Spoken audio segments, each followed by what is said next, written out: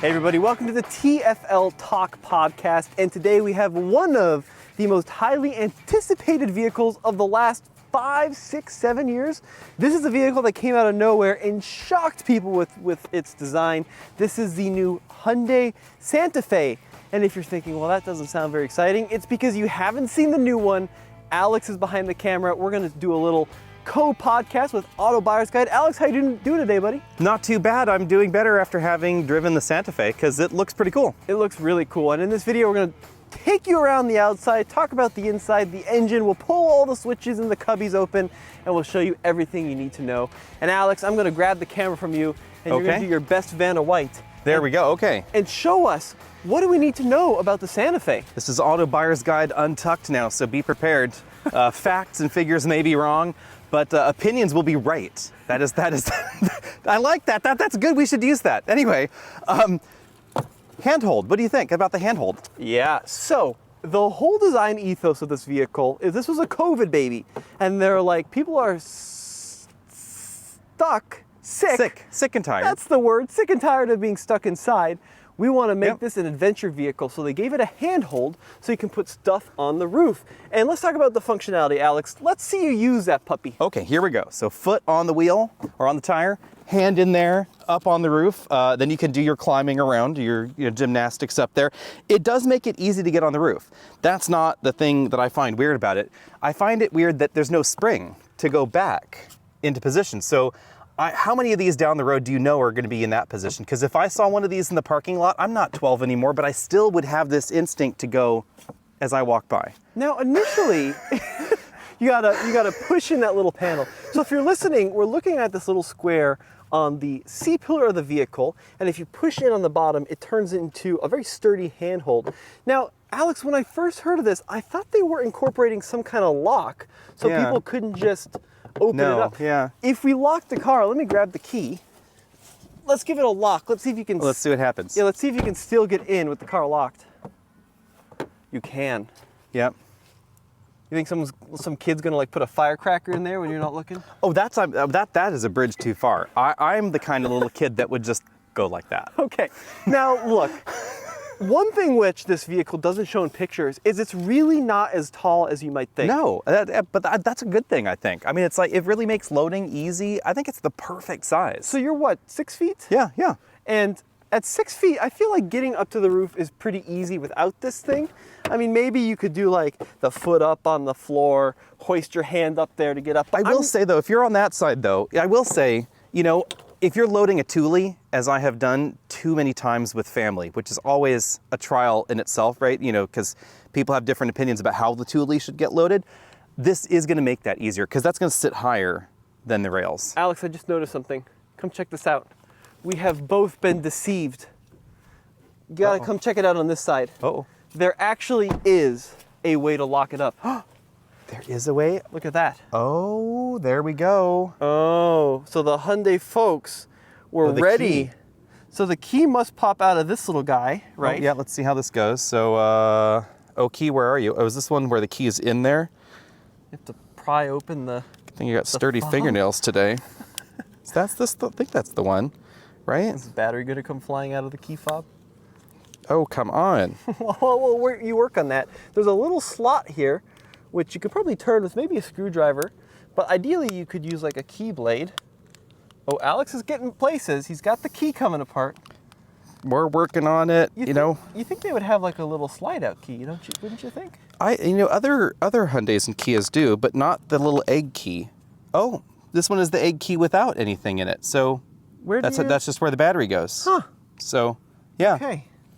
Well, in theory, if you had a key, you could put it in that slot.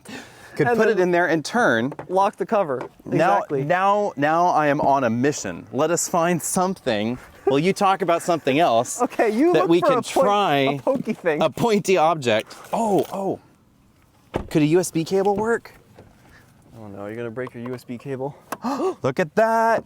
Okay, that's the solution. There you go. So USB-C. But then it's not useful as a handle anymore. Well, then you just go find your USB cable and unplug it.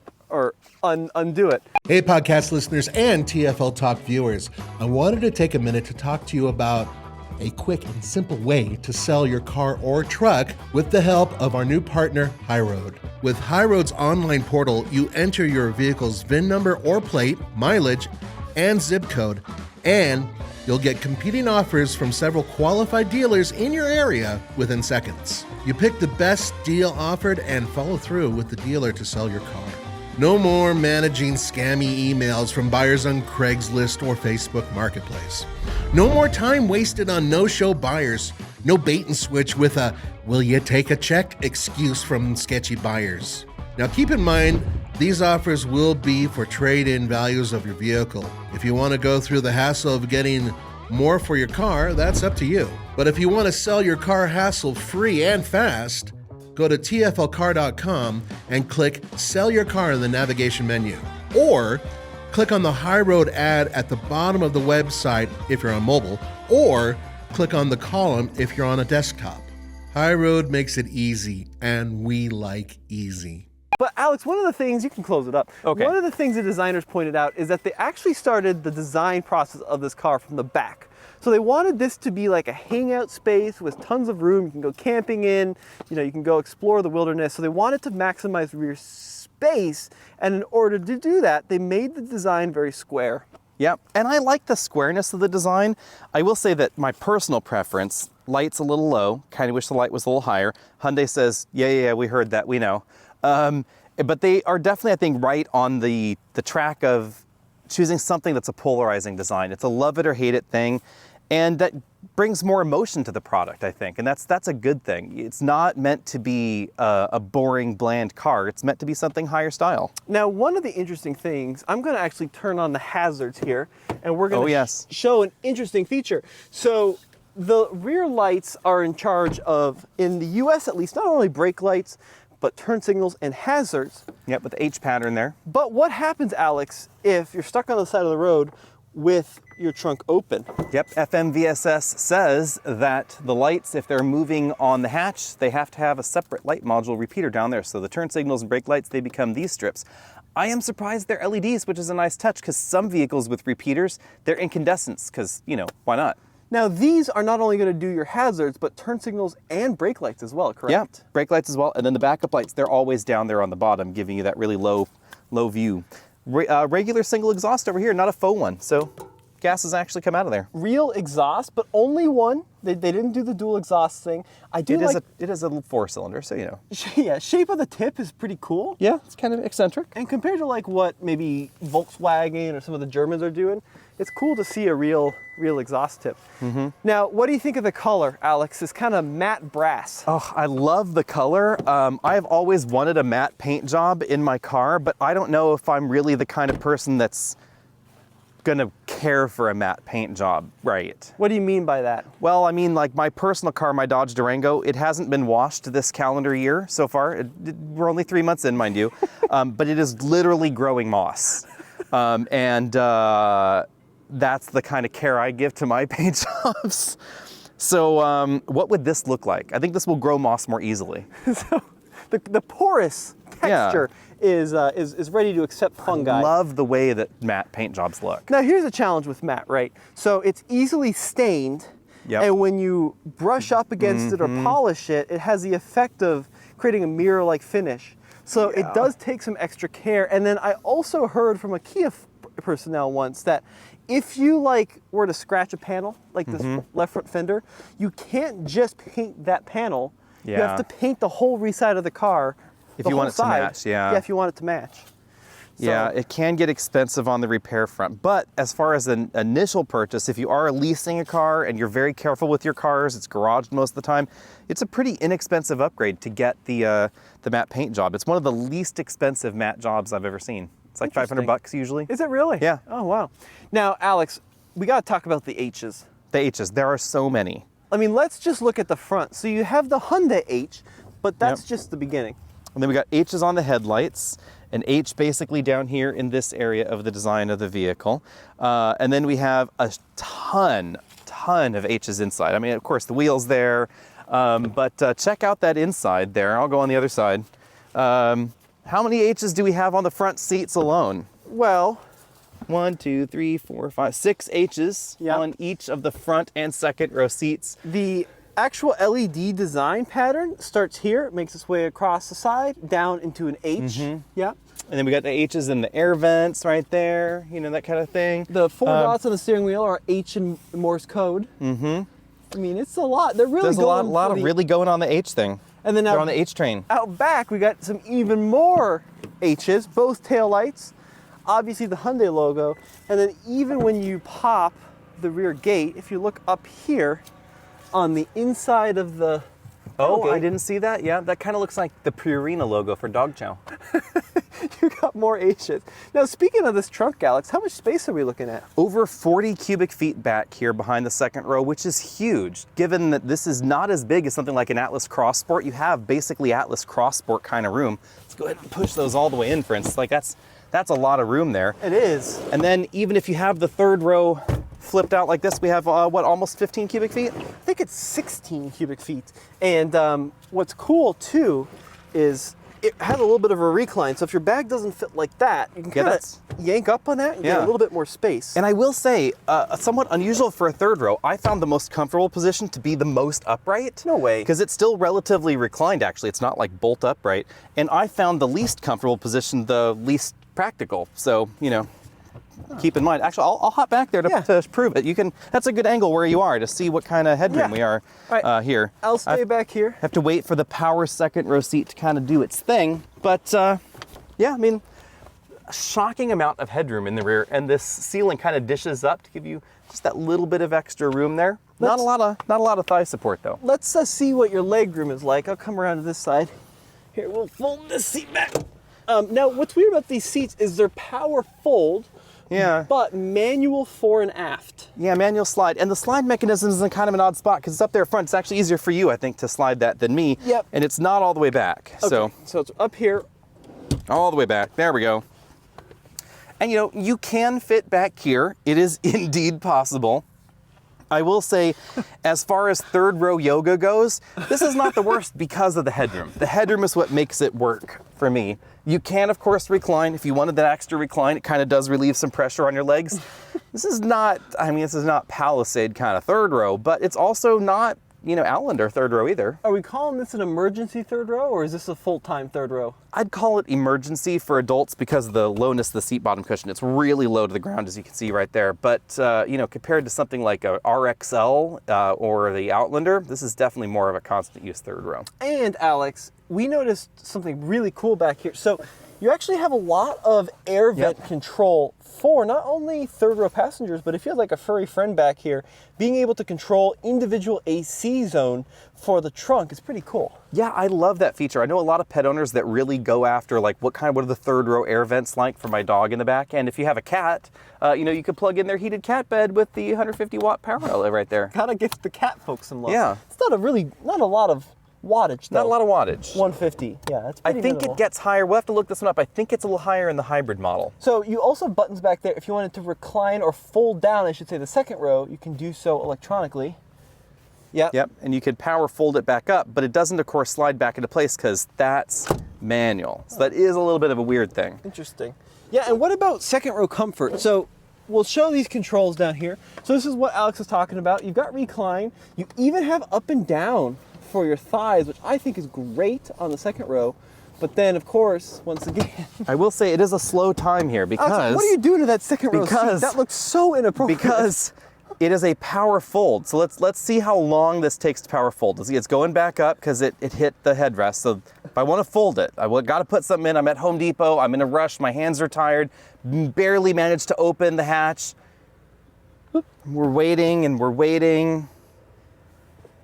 Yeah. And it's one touch. Now we are flat. Yeah. That was a probably good 10 seconds. I don't know about you, but I like the manual seats. Both in the third row and the second row, they're just faster to move, and I'm a very impatient person. Well, here, why don't you hop out? Let's see how quick it is to fold down the second row, or the third row. So pull that. Oh, it's kind of two-hand process. Yeah. And then to pull it back up, you just yank on that puppy. Yeah. Okay, ready? Is it faster? Yes. Yeah. That's quite a bit faster than quite a bit power. faster. And now, you also get more room. Yeah. What do you think of captain's chairs, Alex? Would you get the captain's chairs? Ooh, that is a tricky one. We have not been able to experience the non-captain's chair model. I think that I would get the bench for the most practicality. Because if you do have children in child seats, you'd be able to scoot that one child seat a little closer to the center.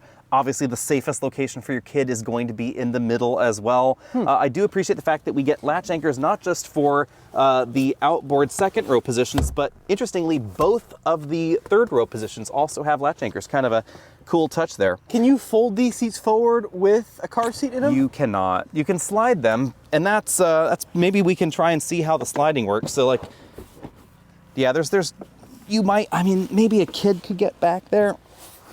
Oh no, I'm just too fat. That's not going to work. That's not going to happen. As they say in Tennessee, that dog won't hunt. That dog won't hunt, Alex. But you haven't heard that one before? I haven't heard that one. But look, I think you're right on the money. You got to get the bench seat just for the practicality. This calligraphy model, heated outboard seats, and then you also have the little shade, which is cool, and the faux wood everywhere. Yeah, faux wood everywhere. And I think it's a decent faux wood. I also like the fact that the tops of the doors are soft touch in the back. That's a nice, cool thing. We obviously have hard plastics in the middle. Yeah, I think it's well done. The cup holders, not my favorite location on the doors. I keep saying, I've said that a million times today, I think, so far. Here, let's do a test. So you got the cup holder there, you got your can, you close the door. And then your can rattles around, yeah. Yeah, so like, oh, more H's. Look, I think this is a pretty good back seat. Like headroom, 6 feet tall, pretty good. Big storage cubby here, and there's like even this little secret divider thing. Here, so demonstrate. Yeah, so here's the thing. Get a load of this, guys, so you can pull this out. There's a storage cubby there. You see that? Yep. And then close that up.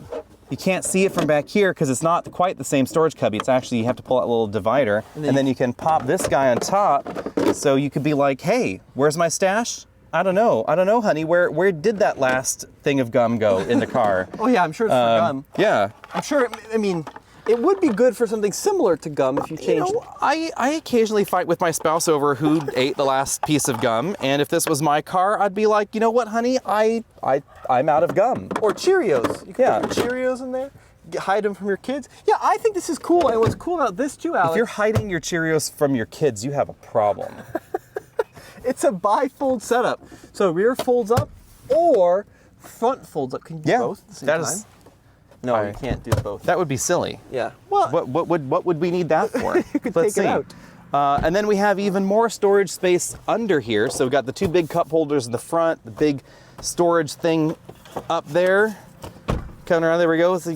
The big thing down here, big storage area there. I love the storage, dude. I love the amount of storage space that we get in this. That's really cool. I also kind of like this olive green thing going on. Yeah, so looking at it, it's almost hard to tell on camera, but that's legitimately a dark green, right? What about here in this, what is the camera? Yeah, there we go. You can really see it there. Yeah. Your eyes are not deceiving you. It's not the color balance. It is green. Would you get the green? I think I might, but I would also get that shocking ivory and blue interior in the Sorrento. So I'm team crazy color. Would you get the UV sterilizing bin? No, I don't think that. So here's, once again, kind of a remnant of COVID. They put in a little button down here, UVC, and then inside this cubby is a UV light. I don't know if you can actually see it. They're up there. Yeah, let's see if I can see here. They're right here. These little round modules. Yeah. Right there. There's one right there. And what's the idea behind that? Is that supposed to like sterilize your? Yeah, so UV light will kill pathogens, bacteria and viruses given enough time. And so apparently it's a 15-minute cycle with your little widget in there. There are some flaws in this logic just for anybody that really cares about this sort of stuff. Clearly if you put your phone in like this, that's going to get UV sterilized, but the bottom's not. So then you got to flip it over. Wow, that is disgusting looking on the back of my phone. No one look at that. Why don't we sterilize it, Alex? Apparently it needs a sterilization cycle, so maybe we'll just hit that button. Now this is a design element. We'll let that soak in there. This is a design element I love. So the dual Qi wireless chargers, is this one of the first vehicles to offer that? No, I'm sure someone will correct us, but there are Teslas and Rivians, as I recall. That's right. With dual chargers. Our Model 3 had the duals. Yeah. But what I love about this, so I have an eternal never-ending fight with wireless chargers. I really struggle with them, and partly it's because my phone has this like elevated camera, right? So you put it down on a normal wireless charger, and it's like this, and then it doesn't charge. This has actually got a little bit of height to it, so when you put your phone in there, look at that, we're charging. And I like that indicator too. Yeah, and it shows you how charged your phone is, which is kind of cool. So you can actually see how it's going there. It's like, ooh, we're like ticking up, we're charging. That's cool. And not every Santa Fe is going to have the dual chargers, though. No, we did discover that there is a single charger model. It does, however, thankfully have a bump to keep it consistent design-wise, but just that one charger. And then you got that little divider so your phones don't go crashing into each other. It's like a bolster in bed when you're a kid. You know, it's like I want to be able to charge my phone with my brother, but I don't want to be able to like touch my brother. What's a bolster in bed? Like, you know, don't you remember having well, you're an only child. I grew up with a brother, and occasionally like we'd be like road tripping, and they're like, you boys have to share a bed, and like, you know, 7-year-old me is like, ew, I don't want to share a bed with my brother. So you got to put pillows down the middle, make sure that, you know, not touching your icky brother. Is that the design inspiration there? I do wish that these would come out so you can kind of like knock the Cheerios off of them. Yeah, I will say, since this interior is very light colored, very, very light colored, I am surprised that, yeah, you can't even pull this rubber thing off to clean it. That seems like a misstep to me in such a family-oriented vehicle. And then we got 2 big cup holders here. That all works fine. And one thing that I'm embarrassed I didn't know until today, Alex taught me this. You've got these 2 USB-C ports here, and there's a button. And I didn't know what the button did. And can you explain what that does, Alex? Yeah, I don't know why this button exists, but if you want this USB charge port to just be a charge port, it's in that mode. If you want it to also do USB interfacing with the infotainment system like CarPlay or Media Library, then you want that option. So you can switch it between the two. I am not entirely clear why I need that. The logic is, if you're a driver and you have your wireless CarPlay doing your wireless CarPlay thing, and then your buddy wants, I want to charge my phone, and they plug it in, you don't want their phone to like take over your car, even though you can hit the no button up there. So that's what that's for. And speaking of that, this is the first time we're seeing wireless CarPlay with this system. By the way, it's a curved display on this vehicle. Pretty decent system, actually. I like the way it works. Yeah, it works really, really well. Nothing too unusual in this, except for this new feature called Hyundai Pay. It's not set up in this one, but what can you use that for? That's a really cool thing. So if you're worried about your card getting skimmed when you're out paying for gas or paying for parking, etc., you can do that with the Hyundai Pay, and it will do the transaction with the gas station for you using secure tokens, so you don't ever have to swipe your card. So if you're really worried about that card stripe getting skimmed, that's the answer. Kind of like how you can start an EA station from a phone or an app or a car or whatever. Similar for gas station. Now, it's not same logic like Apple Pay and Google Pay and it's not every gas station. I think they're partnering with Conoco Phillips 66, that gas group. It's like 5,800 gas stations. It's not a lot, if I'm honest. It's not a ton. This screen though, it works pretty well. It is all touchscreen. There's no kind of silly little whatever. No weird control wheel. And it has, you know, all systems okay. I kind of like that. All systems okay. You got your shortcut panels here, valet mode, and we also have a fingerprint scanner over here, and those two are related? Yeah, apparently if you enter valet mode, you can disable valet mode by using your fingerprint. There are a bunch of different ways that you could do it, but that's one of the easy ways. Just to touch finger on there, valet mode's over. You can also use it for effectively your memory control settings in the vehicle. That's kind of a nice touch also. Yeah. Oh, interesting. You can control the second row seats. Yeah, I mean, if you can't trust your passenger back there to know how to use their seat controls, you can do that. Yeah, I like the system. It works pretty well, and I love, finally, thank goodness, Apple CarPlay, Android Auto, which you can do there. Connect all that. Are you a wireless CarPlay fan? I hate the wireless. I always use the cable. Why is that? Well, because if you have two people using the same car, then whose CarPlay is it using? You know? Yeah. We have internally decided at home that it should always be the driver's phone on the CarPlay. That's how we avoid arguments. So whoever driving CarPlays, and that's the easy way to do it. Also, if you're on longer road trips, your smartphone, depending on what you're doing, can either discharge or it can be super slow to charge. So, you know, I kind of like my phone charged because I'm one of those people that, you know, definitely had cell phones in the 90s and like the batteries didn't last long, so I'm always nervous. Yeah. But like on a journey down to Los Angeles in our Grenadier, the battery wore out, you know, pretty quickly if you're just on wireless CarPlay. So if you're on those longer journeys, especially if you're Wazing and you're Apple Mapsing or something, if you want, you know, route options, that kind of thing, it can wear out quickly. So one thing I do love, thank goodness, we have some physical controls for shortcuts, home, map, media, tracks, all that, volume, and we got a tune knob. Then we also have physical controls for the climate, but they did Some of it, yeah. Yeah, why did they put this little touch panel in here for like I am curious. heated seats, ventilated seats? Do you like touch controls like this? I No. think that they're an answer in search of a question. Well, and it would be one thing like if this was a screen that didn't have any buttons on it, I get it maybe for cost savings. If this was configurable so it changed displays. It does only one time. Oh, so you can go to rear. Yeah. Okay. But you know what? That could also have been done with another button, because when you do that, notice that the only thing that the other things just turn off, like off and the fan up and down, they're in the same place. So that could have been a button. And like Yeah. you got to be so deliberate with this thing. Like if you just gentle tap it like you would your phone, nothing. You got to like You gotta want it. Commit to the heated steering wheel. Two position, by the way. Yeah, you got to go for that ventilated seat down there. And at that point, I'm just like, maybe the $5 for this LCD could have been used to give the passenger four-way lumbar support. And Oh, yeah. my passenger seat has no adjustable lumbar support. And that's a big deal. We'll talk about price at the end, but for the price of this vehicle, that should happen. Yeah. So I would also say it's a big deal for couples. Like For you will, couples. when you finally get married, you will realize this one day that you're going to be driving down the road and your wife is going to be like, "Why don't I have four-way lumbar? I want to drive now." I love lumbar. So over here we have our kind of four-wheel drive settings and drive modes. Little toggle here: normal, sport, my drive, snow. You got your auto hold, four-wheel drive lock. This doesn't have a low range. It's not really intended to really be locked. a hardcore off-road vehicle. Yeah, hill descent control. But we do have in this one the 360 cam. Our trunk's open, which is why it's showing endless View of the sky. Sky there, yeah. It's kind of a cool look, though. It's like a rooster tail behind the car. But not every Santa Fe is going to have that. And interestingly enough, we have a digital gauge cluster, but once again, not every Santa Fe has got the digital gauge cluster. Yeah, but every Santa Fe is going to have that circular theme for the tachometer and speedometer, but some will do it with very 1990s LED gauges, kind of a la, like 300ZX. Yeah, 300ZX or a Chrysler Town and Country. And some are going to have this setup. I like the fact that they coordinated the design, but I think that the non-LCD one should have just had dials. I would have actually loved to have seen what this could have looked like with a very thin actual dial setup over there for the instrument cluster. That could have been kind of a cool twist. Now, when I jumped in this car, I was like, wow, really nice steering wheel. And then I realized after you said it, and you're right on the money, this is pretty reminiscent of something we've seen before. Yeah, it's very Land Rover. Yeah, very, very Land Rover with kind of the designs here, the little spokes. You do have these little pods. Yeah. You got your ADAS functionality, phone connectivity, volume there. Alex, I'm noticing something I dislike. Uh-oh. I think if you're going to be much over 6'2", 6'3", I'm not sure this driver's seat goes back quite far enough. Oh, that is unusual for a Hyundai, actually.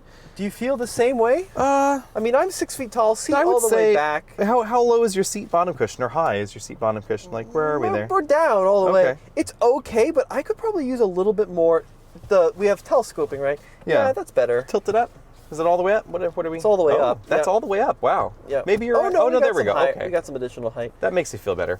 I'll say Hyundai and Kia have generally done a really good job at looking at taller drivers. It's okay. But that is surprising. Yeah, that maybe it could move a little further back if they'd wanted to. And then I do like the visibility for the most part. You got these little corner windows, which is good.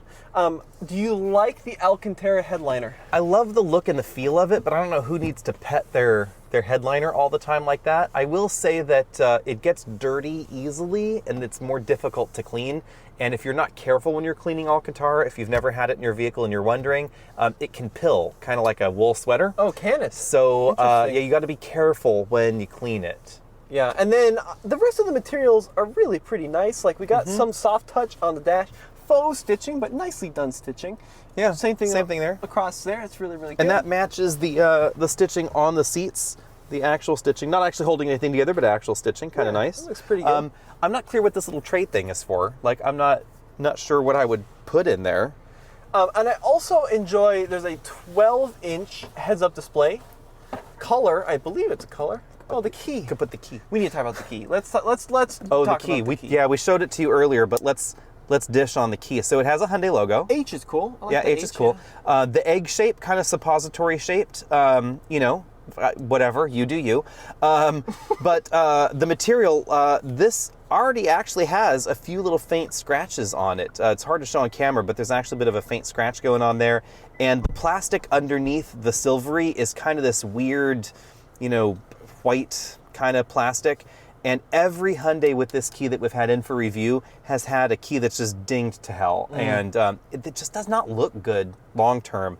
Want to tell them, though, the benefit, though, is that you don't have to have the key. Yeah, so this car is now equipped with digital key 2. So in the past, you've needed your phone. Oh, it's phone sanitized. My phone sanitized. Let's see, does it look any better?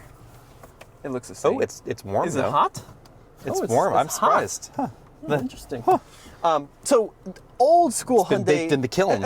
Old school Hyundai digital key, you had to put your phone on a pad for the car to recognize and then to start up. But now, not only do they incorporate a wire or like a padless function where you just keep the phone on you, they've taken it further than some companies, and they've worked with Apple and Google, and it now has spatial awareness. Yeah, so basically it's using the new wideband setup inside the phone that also is used for things like tracking your watch and exactly where it is if you have an Apple Watch. Basically, it functions like the key. So with the same sort of technology, the car knows that this phone is not only near this door, it's on the inside of the car, not on the outside of the car. So you pull up to the car, and if you're worried about people grabbing you in the parking lot at night, you'll know that it will only unlock the door on this side of the car because it knows the phone's on this side of the car. If you walk up to the hatch, it's only going to open the hatch, that sort of thing. And apparently it will also, I'm not quite clear how this works, it will also work if your battery in your phone is dead for some limited period of time. So that way you can still get in the car and then plug your phone in and charge. It's, I think, a really good piece of tech. It's also supposedly more secure than the Bluetooth functionality that we find in, for instance, Rivians or Teslas. And it works most of the time, supposedly. So instead of like this part-time, is it going to work, is it not going to work, that connection's more instant, more reliable, and uses less power, supposedly. Cool. Now, Alex, let's hop on out. I want to go walk over to that one and show off one more trim. So this one is the calligraphy. We need to talk about pricing. This calligraphy, 20-inch wheels, Pirelli tires, Alex. Yeah, I like the Pirelli tire. I think that the tire actually suits the personality of the vehicle. Better handling, better grip. But price nice and quiet on that one? Ooh, almost $51,000 after destination. It's like $50,009 and change. Right. And it starts in the mid-30s. Like after destination, you're going to be looking at mid-35. So kind of a big price range, 35 up to 50. Indeed. Now, in the middle is this one, right? Yeah, this is a cool spec. So Hyundai wanted to not only embrace the design, they wanted to offer a little bit more capability. And this is the XRT. And walk me through some of the stuff that the XRT package gives you. First, it gives us an X for extreme. Yeah, but I mean, we also get obviously some nod to off-roading. We get an extra ground height increase, so up 8.3 instead of about 7 inches of ground clearance. The regular Santa Fe is relatively low, actually, right, for the segment? Yeah, so get that 1.3 inch increase, 18-inch wheels. And so you get, terrain contact tires? Yeah, a real kind of rugged terrain tire, 30, 31, somewhere in that territory in height. And if you look at this tread design, I mean, this is not the most aggressive all-terrain tire design. I think it's a decent balance of extra snow traction, some off-road abilities, a little light mud, I guess you'd say. Yeah, and then in the front, they Extra actually have coolant. a different bumper. So this has a higher wattage fan and these slits in the bumper, which increases towing capacity. Yeah, up to 4,500 pounds, up from 3,500 pounds. And then under here, we get an actual metal skid plate. Now, if I'm being ultra critical about the design, can you see the bolt there? Yeah, you can. This one little bolt here, the front bolts, they're really quite prominent. So if you are the kind of person that abuses your skid plates, you know what I'm talking about. If the bolts aren't recessed up in there, the bolt heads end up getting rounded off because you're bashing them against rocks. Then you can't get the bolt off when you need to take your skid plate off for whatever reason. Now, let's check out the inside on this guy really quick. This one's probably going to be a little bit more basic. Yep, this one's a little darker themed. So you might notice this one has only one wireless charger. So you get the pad. Yep, still same button there. But then what's interesting too is look at this gauge cluster difference. So here we're going to start it up. So those are the LEDs. That's kind of it is kind of a cool design, that it has that same look. But every time I'm looking at that, somehow I feel a tiny bit cheated. Okay. Yeah, you're right. So that, I thought that was, I mean, initially you're like, wow, it's got the normal big screen, but the screen is only this little middle bit, right? Yeah. Interesting. And then does this one have the UV? This does not have the UV sanitizing thing, but it does have a basically the same size storage area there. You also get that lower tier, which is kind of cool. You get 2 places to store your smartphone, and they're nice and deep, so you can really keep your phone in there. And it's rubbery. They both have rubber mats on them, so that way it's not sliding around, really annoying people. You might notice we've got the faux stitching there. Not there though. Yeah, so but still soft touch. Still That's soft good. touch, yeah. No faux wood, and then only one sunroof. So we got the small sunroof there, and then none in the back. But Alex, I want you to try out that bench and let me know how the bench feels. Ah, yes, this is the one with the bench. You know, there are a few things that I like about this bench, and we'll go in order. First thing I noticed in this model is that we actually have a bigger bar for moving the seat forward and backward rather than that one tiny little handle that we found in the Calligraphy. So this is gonna be much easier to move the seats around. Obviously, it's gonna be faster too because the recline mechanism is manual. Then on the child seat front, we have a shoulder belt that comes out of the seat itself, not out of the ceiling. That means that you don't have that bump that impacts cargo, impacts headroom. And if you have a child seat strapped in, it's going to be much better centered in the seat here. So if you are, you know, a family with kids, you can get that kid closer. Nice touch there. We also get cup holders in the middle where they belong, but you get well, actually 33% increase in cup holders because we get cup holders on the side, well 50% increase, sorry, because cup holders on the side, cup holders on the side, and cup holders in the middle, and then we still have the big storage bins going on there. Yeah, but one thing you might notice, no heated rear seats there. Yep. Do we have the climate control in the third row? We do. Yep, still climate control for Pooch back there. I like that. And look how much quicker those seats kind of slide, move. Yeah, there's still a button, but all it does is activate that regular mechanical ratchet thing that you can just, you know, use the controls for. Now, So would way this design faster. work with a child seat? This design will not because it tilts forward Same like that. thing, So yeah. same thing. But you know, the bench, you know, that's probably one thing actually what we should comment on is that the bench is narrower than you'll find in some of those bigger 3 rows. So something like a Volkswagen Atlas or a Traverse or Acadia, etc. Definitely they'll have a wider second row. Just look how close these buckles are together. Yeah. This is the kind of vehicle where if you have a child seat in the center, it might actually be tricky to put an adult on either side and still use those buckles. Now, Alex, let's hop right to the back. So as we mentioned, 4,500 pounds of towing versus 3,500 on the standard car. One thing which is cool is they do include a spare. Yep. It's a donut, but it is a real spare. It exists. Yep. And then we there's have the the jack in the back and a little bit of extra storage. I like the fact that they give you a place to put your roller cargo cover, but like we find in other Hyundai and Kia models, the cargo cover is not standard. That is a dealer purchased accessory, just like the floor mats. That is super odd. I always thought that was weird. Yeah, I mean, super I don't. odd. It's like the American brands give you floor mats included in the price.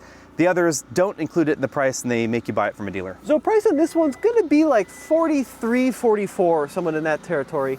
What trim would you get, Alex? You got SE, SEL. Oh, here we go. Here's the sticker. Let's see how spot on I was. Okay, 43,205. That's not bad. You know, I have to admit, I like the look of the XRT. I might lean this direction, maybe SEL, something like that. The only thing I don't like about the XRT, let me know what you think, is the wheels. The design's kind of okay. I don't like black wheels. Yeah, especially in an off-road vehicle. Yeah. That's gonna get You're gonna get chipped and scratched and just dirty all the time. You know, I live out in the woods and just everything is dusty all the time. So we'll make our way over to the old one here. Now, MPG, Alex, walk me through the fuel economy ratings. So 24 miles per gallon is the best fuel economy with the 2.5 liter turbo. 22 is the lowest. That's for that XRT over there with all-wheel drive. And what's the horsepower on the turbo? 277 on that one. And then there's a hybrid as well. There is the hybrid. That's the 231 horsepower hybrid from Tucson, Sportage, the closely related Sorento, etc. That will give you up to 36 miles per gallon. Now, one thing, Alex, which the Kia has over the Hyundai is that the new Sorento, the facelift, still has the option for a plug-in hybrid. Yes, that is true. I think this looks better than the current Sorento. I like the post-refresh Sorento front end. I didn't really care for the pre-refresh front end. But yeah, the lack of plug-in hybrid is interesting because this was designed for a plug-in hybrid system. You just won't get one in the United States. Korea, do they have one? Korea has one. Apparently Europe is going to get the plug-in hybrid when it comes to Europe, if it comes to Europe. That uses basically the same 1.6 liter turbo plug-in hybrid that we've seen in other models. Now there's some rumors about that. The rumor that I have heard, we'll see if we believe this or not long term, is that they are waiting for the next generation plug-in hybrid system to be finalized in development. It will use a larger displacement engine, it appears, more power, bigger battery pack, and DC fast charging.